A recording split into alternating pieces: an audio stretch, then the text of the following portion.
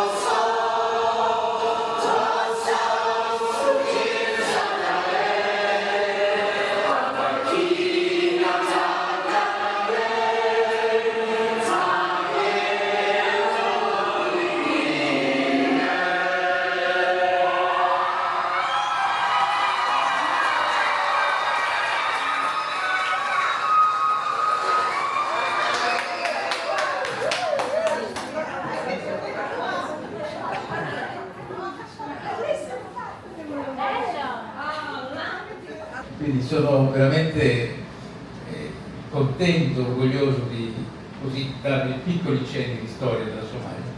Se riusciamo a mettere il testo, intanto il nostro è un paese che ha una storia millenaria, no? Anche più di 5.000 anni. 5.000. Quella di cui parliamo adesso è la storia più recente, la cosiddetta storia contemporanea, quella degli anni del Novecento, del secolo scorso. Se si va indietro dovremmo stare qui almeno 20 anni e quindi non è il caso di spiegare 5.000 anni di storia. È uno dei paesi più evoluti, uno dei paesi con una storia molto molto importante, un paese che ha avuto grandi imperi e quindi si può dire che la Somalia, se noi la volessimo studiare meglio, una giornata non basta, ci vogliono anni. Allora adesso ricominciamo a vedere quello che è successo il 1° luglio, ma è successo prima del 1° luglio del 1960. Alcuni giovani si sono riuniti e hanno creato un partito politico che si chiamava SYL, sarebbe Somali Youth League, oppure la Lega dei Giovani Somali. Questo partito è nato sotto una collina di Mogadiscio dove c'era il faro, se ve la ricordate, la fiera di Mogadiscio, lì vicino. Barakato si chiamava quel quartiere, okay. Era nata lì proprio questa Somali Youth Leaders. I famosi fondatori sono Abdulqadir Sheikh Saqouddin e poi c'è Yassin Haji Osman Sharmarke, c'era Zahir Haji Osman Sharmarke, Mohammed Hersi Noor, Haji Mohammed Hussein Hamoud, Osman Gedi Raghe, Dere Haji Dere, Ali Hassan Maslah, Mohammed Ali Noor, Mohammed Farah Hilole era famosissimo per tante cose, e poi c'era Haji Mohammed Abdullahi Hayesi, lo chiamavano all'epoca. Era un gruppo di somali che avevano studiato e avevano deciso di prendere in mano loro la responsabilità. La responsabilità veniva data dall'Italia, a cui l'ONU aveva dato un mandato per un periodo di 10 anni, si chiamava AFIS, Amministrazione Fiduciaria Italiana della Somalia. Dopodiché l'Italia doveva restituire come dicevano i somali, alla Somalia, ai somali e ai giovani, e questo era il primo partito. La sovranità si chiama. Allora, intanto parliamo di questi signori che hanno fatto un lavoro politico importante, ma però la Somalia è fatta anche di cultura. Nei famosi migliaia di anni di storia la cultura era fatta di tante cose. La più importante era la poesia, e i somali sono grandissimi poeti, così come lo sono i beduini dell'Arabia Saudita, così come lo sono grandi civiltà del passato, i sumeri, i persiani e anche indiani, mongoli, Asia centrale. Insomma, la cultura somala ha delle radici profondissime sia in Asia che in Africa. Era la porta dell'Africa, la Somalia. La cultura somala è una delle più antiche e ricche dell'Africa orientale e ha radici nomadi islamiche afro-arabe. Qui parliamo già del molto moderno. Se andiamo indietro c'era tanta altra roba. E si basa su valori orali, clanici, comunitari, con grande importanza data a lingua, poesia e musica. Perché è importante la lingua? Perché l'Africa parla, è filologia, e quindi il fatto di trasmettere tramite il parlare tutte quelle che sono le usanze e i valori era molto importante. Ecco perché è fondamentale che dei nomadi che non hanno una scuola, non devono scrivere, non hanno libri, hanno imparato a memorizzare tutto quello che era l'esperienza di vita. La poesia è il cuore della cultura somala. Si dice che ogni somalo sia un poeta per natura. La tradizione poetica è orale, si trasmette a voce, i bambini imparano a ripetere le poesie dai nonni. Esistono diversi stili poetici come il gawai, poesia epica e filosofica. Ricordiamoci la filosofia dei somali, anche superiore a quella dei greci. C'era il gera, la poesia breve, spesso usata in guerra, erano canti di guerra per combattere eventuali nemici, e poi c'era hello, che erano poesie cantate moderne. Diciamo, i poeti trattavano temi come l'amore, la giustizia, la politica, la storia del clan, e la religione e la vita quotidiana. Tutto questo poi si sposava con il canto, e il canto somalo mescola la poesia e le melodie tradizionali con strumenti locali come il laud, che sarebbe questa specie di è uno strumento a corde che viene suonato anche in Marocco, in Egitto, in vari paesi, e la Somalia lo usava. Questo Aud era la base, sarebbe quella famosa chitarra somala che noi abbiamo sentito nelle canzoni, no? Ecco, l'Aud è quello lì. Poi usavano i tamburi, e poi più recentemente hanno usato strumenti moderni come la batteria, la chitarra, eccetera. Il genere helloica, hello, il canto, è un tipo di canzone popolare moderna, è nata tra gli anni 40 e gli anni 50, anche per uno scopo patriottico, per raggiungere la propria libertà. E i cantanti famosi sono Magol, Adel Tahir, Ahmed Nagy, Saad hanno portato la musica somala a livelli internazionali. Noi questi cantanti, questi artisti li abbiamo visti dal vivo, li abbiamo frequentati nelle loro case e quindi sappiamo il valore che hanno anche a livello di artisti proprio. La danza, le danze tradizionali somale sono vivaci collettive, spesso eseguite durante i matrimoni, le feste, le cerimonie. E esempi sono il danto, la danza folcloristica molto diffusa con dei passi molto ritmici, accompagnamento con tamburi, canti, il giander, il nilco, altre forme di danza popolare a volte riservate a eventi specifici come Istunca quando c'era ad Afgoi, che c'era la festa per i raccolti agricoli, eccetera. Erano feste accompagnate da queste danze che erano vari tipi, Kawewei, questo, insomma c'erano altri tipi di danze. Poi la cultura somala è anche un'unione di tradizioni, cioè ci sono state delle tradizioni di vari popoli nomadi, sempre di natura somala, quindi semiti, e un misto Africa e Asia che si mescolano e diventano un popolo a parte, gli Adjurane e prima di loro altri grandi imperi della Somalia. La cultura somala quindi è unione di tradizioni, espressione orale e forte senso di identità.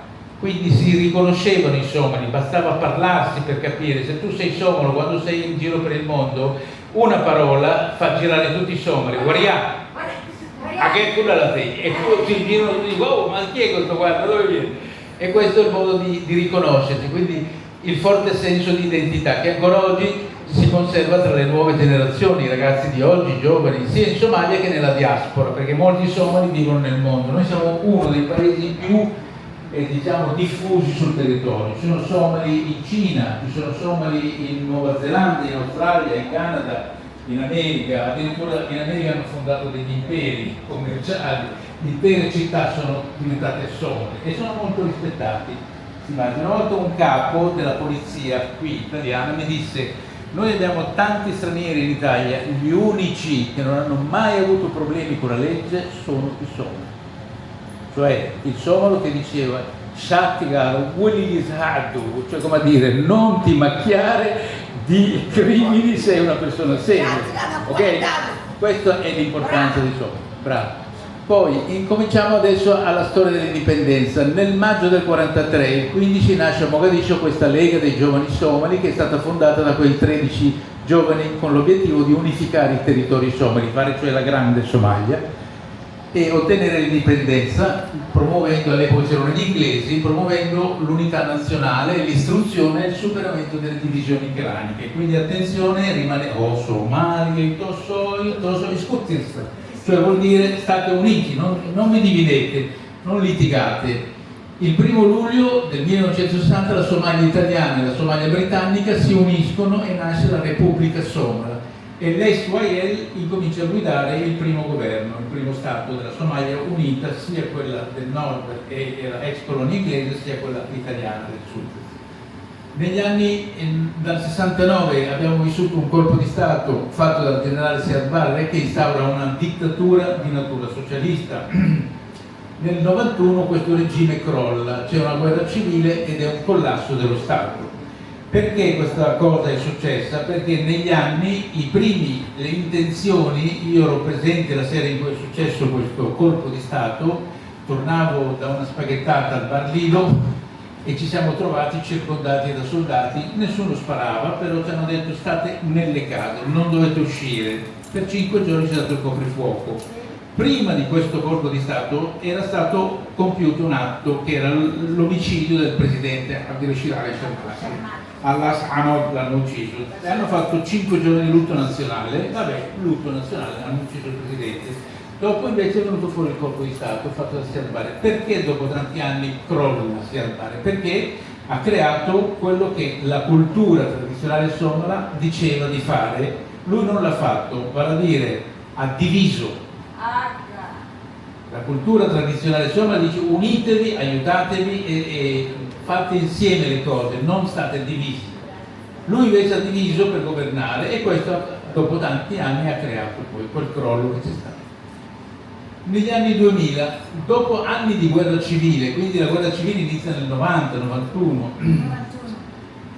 ci sono stati vari tentativi di ricostruzione con il supporto internazionale di peacekeeping, sono arrivati Restorov, tanta gente è venuta in Somalia per cercare di pacificare i somali e non sono riusciti tanto facilmente a farlo. Nonostante queste difficoltà, la Somalia ha registrato continui miglioramenti amministrativi e buona governance, buon governo. Nonostante la guerra civile si è cercato di fare le vecchie tradizioni, aiutarsi nel caos, cercare di aiutarsi.